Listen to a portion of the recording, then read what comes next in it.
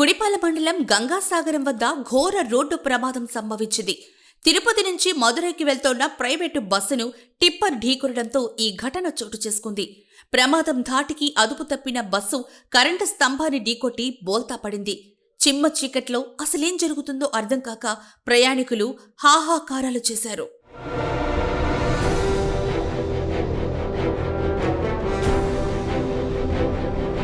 ఈ ప్రమాదంలో 4 అక్కడికక్కడే ప్రాణాలు కోల్పోగా 15 మంది తీవ్రంగా గాయపడ్డారు. సమాచారం అందుకున్న స్థానిక పోలీసులు హుటాహుటిన అక్కడికి చేరుకుని సహాయక చర్యలు చేపట్టారు.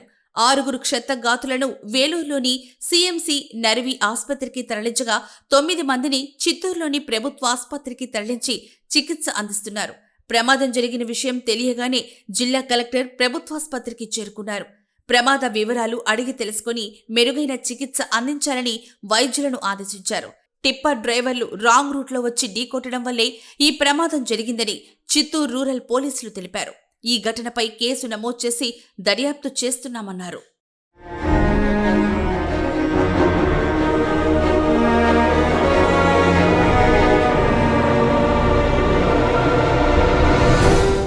నిన్న రాత్రి తిరుపతి నుంచి మదురైకి పోతున్న రంగనాథన్ ట్రావెల్స్ అనే ప్రైవేట్ బస్సు రాత్రి ప్రమాదానికి గాజులపల్లి ఫ్లైఓవర్ దగ్గర గురైంది. గాజులపల్లి ఫ్లైఓవర్ దగ్గర పోతున్నప్పుడు ఒక టిప్పరు లారీ నెత్తివేగంగా నిర్లక్ష్యంగా రాంగ్ రూట్లో వచ్చి బస్సును ఢీకొనడం జరిగింది. బస్సు వెనకాల టైర్కి ఢీకొనడం వలన ఆ బస్సు కంట్రోల్ తప్పి బోల్తా పడింది. ఈ సంఘటనలో 4 అక్కడికక్కడిగా మరణించారు, 15 మంది గాయాలైనాయి. ఈ విషయంపై కేసు దర్యాప్తు చేసి కేసు రిజిస్టర్ చేసి దర్యాప్తు చేస్తున్నాం. గాయపడిన వాళ్ళను 9 మంది చిత్తూరు ప్రభుత్వ ఆసుపత్రికి, 6 మందిని శీలాపల్లి సీఎంసీకి షిఫ్ట్ చేయడం జరిగింది.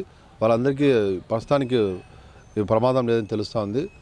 అయినా కానీ వాళ్ళకు మంచి ట్రీట్మెంట్ ఇవ్వాలని చెప్పి కరెక్ట్గా ఆదేశించడం అనేది, దీని మీద ఉన్నతాధికారులు కూడా నిశ్చితంగా పరిశీలించి ఎప్పటికప్పుడు వాళ్ళ బంధువులు కూడా ఇన్ఫార్మ్ చేసి వాళ్ళని కూడా రప్పిస్తున్నాము.